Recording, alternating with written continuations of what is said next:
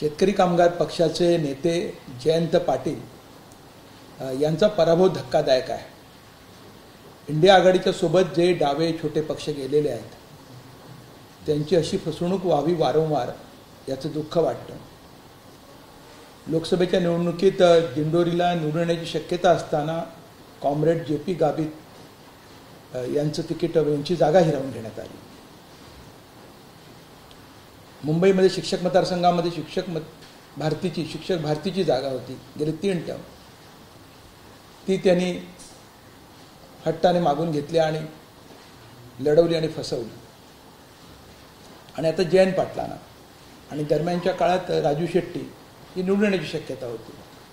त्यांच्या विरोधात उमेदवार उभा केला गेला. हे वारंवार घडतं आहे. या इंडिया आघाडीतल्या मोठ्या पक्षांची एक तक्रार होती की भारतीय जनता पक्ष हा आमचे पक्ष पळवतो, आमचे चिन्ह पळवतो, आमचे लोक पळवतो. मग इंडिया आघाडीतले हे पक्ष भाजपसारखे का वागतात हा आमच्यापुढे प्रश्न आहे. भाजप पक्ष पळवतो, जी लोकशाही पद्धत आमच्याकडे आहे आपल्याकडे आहे ती मोडून काढतो. ही जर तुमची तक्रार असेल तर मग तुम्ही तसं वागलं नाही पाहिजे, पण तुम्ही तसंच वागता हे अनाकलनीय आहे. महाराष्ट्रामध्ये डावे पुरोगामी पक्ष आहेत, वंचित घटक आहेत, शोषित घटक आहेत, कष्टकरी वर्ग आहे. या सगळ्यांना बरोबर घेऊन इंडिया आघाडी उभी राहिली होती आणि महाविकास आघाडी उभी राहिली होती. त्यांनी बोलावून आम्हाला आमंत्रण दिलं होतं आणि सामावून घेतलं होतं. उपयोग करायचं आणि दूर लोटायचं हे अनाकलनीय आहे. लोकसभेला हे झालं. आता विधान परिषदेची जी निवडणूक होती शिक्षक मतदारसंघाची, त्या शिक्षक भारतीला फसवलं गेलं, दगाफटका दिला गेला. आणि आता शेतकरी कामगार पक्षाच्या जयंत पाटलांना दगाफटका दिला गेला. विधानसभेत सुद्धा तुम्ही याच पद्धतीने या सगळ्या घटकांना, शेतकऱ्यांना, वंचितांना, कष्टकऱ्यांना दूर लोटणार आहात का हा माझा साधा प्रश्न. सर, मग विधानसभेमध्ये जर मोदियाने पुन्हा एकदा मोदी याचे 3 घटक पक्ष आहेत तुमची समजूत काढली आणि जर तुम्हाला मनवण्याचा प्रयत्न केला तर तुम्ही विधानसभेमध्ये त्यांच्यासोबत जाणार का? महाविकास आघाडीने निर्णय घ्यायचे की छोट्या पक्षांना आपल्यासोबत ठेवायचं की नाही ते. आणि सगळ्या छोट्या पक्षांना, या छोट्या पक्षांची एक स्वतःची ताकद आहे. मग ती शेतकरी कामगार पक्षाची असेल, आमची समाजवादी गणराज्य पार्टीची असेल, समाजवादी पार्टीची असेल, राजू शेट्टींची काही एक ताकद आहे. शेतकऱ्यांची मोठी चळवळ त्यांनी उभी केलेली आहे. कम्युनिस्टांची चळवळ अनेक भागामध्ये आहे. हे सगळे घटक सोबत जर तुम्ही घेतले नाहीत किंवा शहरांमध्ये ज्या कामगार संघटना आहेत जे आमच्यासोबत आहेत, आम्ही सगळ्यांनी मिळून महाविकास आघाडीला, माननीय उद्धवजी ठाकरेंना, या सगळ्यांना आम्ही मोठं बळ दिलं होतं.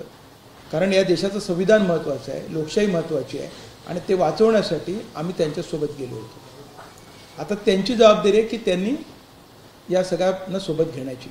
पण तसं होताना दिसत नाही. वारंवार फसवणूक होते, याचं दुःख आहे.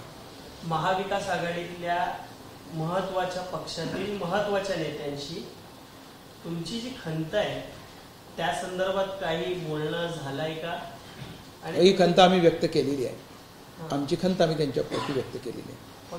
त्यांनी काही त्याच्यावर निर्णय त्यांनी घ्यायचा आहे कसं करायचं. पण आता कालची जी घटना आहे म्हणजे जयंत पाटील जय पराजय हा वेगळी गोष्ट आहे. पण तुम्ही दोघांनी म्हणून आश्वासन दिलं जयंत पाटलांना, त्यांना सोबत घेतलं. ज्यांचे आजोबा पहिल्या विधान परिषदेत होते, नारायण नागोजी पाटील, त्यांच्या नातवाला ती शताब्दी सुरू होण्याच्या अगोदर बाहेर काढता, हे कुठेतरी खटकतं.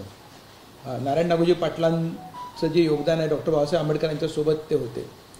विधान परिषद पहिल्यांदा आपल्याकडे कौन्सिल तयार झाली आणि मग असेंब्ली आली 36च्या कायद्यानुसार. तेव्हा कौन्सिलमध्ये ते होते. आता शताब्दी सुरू होईल पुढल्या वर्षी त्यांची आणि त्याच्या आधी तुम्ही त्यांना बाहेर काढलं तर सहज शक्य होतं ना जयंत पाटील निवडून येणं. काही कठीण नव्हतं. मग त्यांना तुम्ही अपमानित का केलं, फसवलं का? थोडे साधे प्रश्न आहेत. मुंबईचा जो शिक्षक मतदारसंघ आहे तो तुमचा खरं तर मतदारसंघ होता. 3 टर्म तुम्ही तिथे निवडून आला होतात. ऐन वेळेला उद्धव ठाकरे यांनी तिथे त्यांचा उमेदवार दिला. या विधान परिषदेच्या निवडणुकीमध्ये देखील बिनविरोधी निवडणूक होऊ शकली असती. मात्र ऐन वेळेला उमेदवार उद्धव ठाकरे यांनी दिला मिलिंद नार्वेकर. त्यांचे संबंध सर्वपक्षीय नेत्यांशी चांगले आहेत. उद्धव ठाकरे दरवेळेला ऐन मोमेंटला येऊन आपला उमेदवार देतात आणि पंचायत होते असं वाटतं का? महाविकास आघाडी कोणत्या मुद्द्यावर उभी राहिली? लोकशाहीच्या मुद्द्यावर, संविधानाच्या मुद्द्यावर. आणि महाराष्ट्रातल्या सगळे जे घटक आहेत, वंचित, शोषित, पीडित, कामगार चळवळीतले आणि शेतकरी चळवळीतले जे घटक आहेत, या सगळ्यांच्या मदतीने तुमची मोठ बांधली गेलेली आहे. आणि आता विजय मोठा मिळतोय, आघाडीला ॲडव्हान्टेज मिळालेला आहे लोकसभेच्या निवडणुकीत. असं असताना आता छोट्या घटकांची काही गरज नाही, म्हणून तुम्ही त्यांना ज्या पद्धतीने झटकताय ते काही बरोबर नाही. सर, महाविकास आघाडीमध्ये जो मोठे पक्ष आहे तो वापस होतो वर्चस्व गाजवत आहे असं मला वाटतं. म्हणजे भाजपबद्दल तक्रार काय होती शिवसेनेची? की ते वर्चस्व गाजवत आहेत, दादागिरी करतायत, आमचे पक्ष पळवत आहेत, नाव पळवत आहेत. आणि मग आता तुम्ही काय करता? तुम्ही छोट्या घटकांच्या जागा पळवताय. आता यांनी काय केलं? पहिल्यांदा राजू शेट्टींना बाजूला सारलं.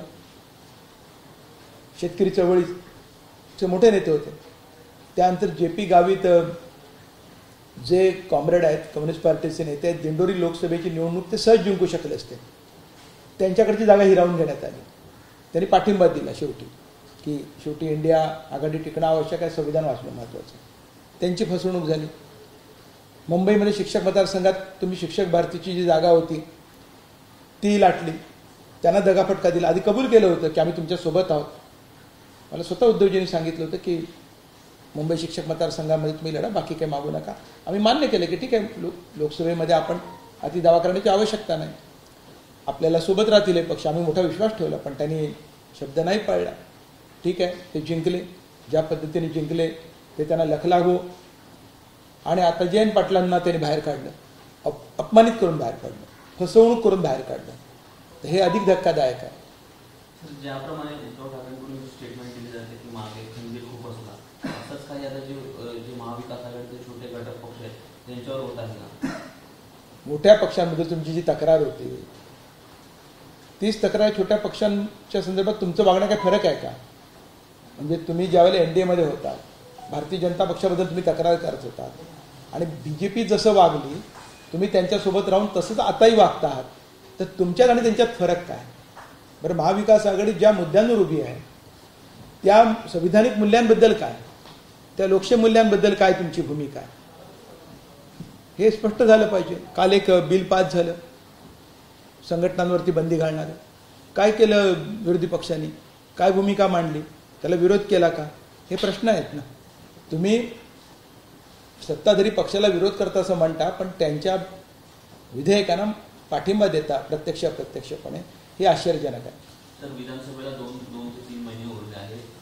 येणाऱ्या काळात तुम्ही आपली वेगळी भूमिका घेऊ शकता. महाविकास आघाडीने ठरवायचं आहे की महाराष्ट्रातल्या या सगळ्या पुरोगामी शक्तींना एकत्र ठेवायचं की नाही. कारण सत्तेवर ते येणार आहेत. आम्ही लहान पक्ष आहोत, आम्ही किती म्हटलं तरी आमची काही ती ताकद नाही की सत्तेवर येण्याची, पण सत्तेवर कुणाला आणायचं याची ताकद आमच्याकडे नक्की आहे. आणि ही छोटी छोटी ताकदसुद्धा फार महत्त्वाची आहे. मोळी त्यांची आहे, पण मोळी बांधणारी जी गाठ आहे ती या सगळ्या छोट्या पक्षांकडे आहे. तुम्ही तिला विसरतात, हे दुःख आहे, ही खंत आहे. घटक पक्षांना आणि शेतकरी कामगार पक्षाला उद्धव ठाकरे आणि शरद पवारांनी संपवलं असं आता विरोधक म्हणतायत, महायुतीतले नेते म्हणतायत. काय वाटतं या त्यांच्या सगळ्या विधानांबद्दल? खरंच आहे का? मोठ्या पक्षांच्या मोठ्या प्रतिक्रियांना मोठ्या पक्षांनी उत्तरं द्यावी, हा प्रश्न तुम्ही त्यांना विचारायला पाहिजे. मी कशाला विचारू? मी महायुतीवर कशाला बोलू? एक सांगतो तुम्हाला की डावे पक्ष, छोटे पक्ष जे पुरोगामी समाजवादी विचारांचे आहेत, कष्टकऱ्यांच्या आणि शेतकऱ्यांच्या बाजूने उभे राहिले आहेत, वंचितांच्या बाजूने उभे राहिले आहेत, हे पक्ष कधीही प्रतिगामी शक्तींच्या सोबत जात नाहीत. धर्मनिरपेक्षतेच्या प्रश्नावर कधीही तडजोड करत नाहीत. हे त्यांना माहीत आहे आणि म्हणून त्याचा गैरफायदा ते उठवत आहेत. ही अडचण आहे. सर, लोकसभा निवडणुकीमध्ये महाविकास आघाडीला मोठं यश मिळालं. लोकसभा निवडणुकीच्या विजयामुळे त्यांच्या डोक्यात हवा गेली 3 घटक पक्षांचा, असं वाटतंय तुम्हाला? लोकसभेच्या निवडणुकीतला जो मोठा विजय आहे तो लोकांनी दिलेला आहे, पण तो डोक्यात जाऊ देऊ नका. कारण हेच लोक आहेत की ज्या मुद्द्यांवर, ज्या प्रश्नांवर त्यांनी तुम्हाला समर्थन दिलं त्या मुद्द्यांचं काही आता प्रश्न येतील. कारण विधानसभेची निवडणूक ही राज्याची आहे, राज्याचे प्रश्न आहेत, आरक्षणाचे प्रश्न आहेत, मराठा आरक्षणाचा मुद्दा आहे, ओबीसीमध्ये अस्वस्थता आहे की आमच्या आरक्षणाचं काय होणार, ती सुरक्षित राहणार की नाही. दलित आणि आदिवासींमध्ये भीतीचं वातावरण आहे. मुस्लिम समाजामध्ये भयाचं वातावरण आहे. मुस्लिम समाजाने तर एकगठ्ठा मतदान केलं. मुस्लिम समाजाला लोकसभेत काय मिळालं? काही मिळालं नाही. या छोट्या म्हणजे केवळ छोट्या पक्षांना नाही, जे समाजातले जे अल्पसंख्य घटक आहेत, ज्यांची मतं आघाडीने घेतली, त्या अल्पसंख्य समुदायांना निवडणुकीत किंवा निवडणुकीनंतर आघाडी काय देऊ मागते आणि काय दिलं हाही प्रश्न आहे. तुम्हाला मतं हवी पण त्यांना बाजूला बसवायचं नाही, हे काही बरोबर नाही. सर, जर आपण पाहिलं तर मग ज्या वेळेला मुंबई शिक्षक मतदारसंघासाठी उद्धव ठाकरेंनी उमेदवार दिला जमोबेलकर, तेव्हा तुम्ही असं म्हणालात प्रेस कॉन्फरन्स घेऊन की उद्धव ठाकरेंशी आणि माझं फोनवर बोलणं झालं. ते म्हणाले की माझी काही अडचण आहे म्हणून मी तो उमेदवार दिला. आत्ता तुमचं काही बोलणं झालं का फोनवर त्यांच्याशी, किंवा काही चर्चा झाली किंवा हो घालणार आहे का चर्चा? तुम्ही काही चर्चा करणार का त्यांच्याशी? अजून तरी चर्चा झालेली नाही. करणार आहात का? नाही, चर्चेचे दरवाजे खुले असले पाहिजेत. लोकशाहीमध्ये सगळ्यांशी बोललं पाहिजे. लोकशाहीमध्ये कोणी शत्रू नसतो. सगळ्यांशी बोललं पाहिजे. आपल्या म्हणजे ज्यांच्याशी वैचारिक मतभेद आहेत त्यांच्याशी सुद्धा बोललं पाहिजे, या मताचा मी आहे. आणि त्यामुळे याचा अर्थ त्यांच्याशी राजकीय मैत्री केली पाहिजे असं नाही, पण लोकशाही संवाद ही सगळ्यात महत्त्वाचं माध्यम आहे आणि सगळ्यांशी संवादी राहायला हवं.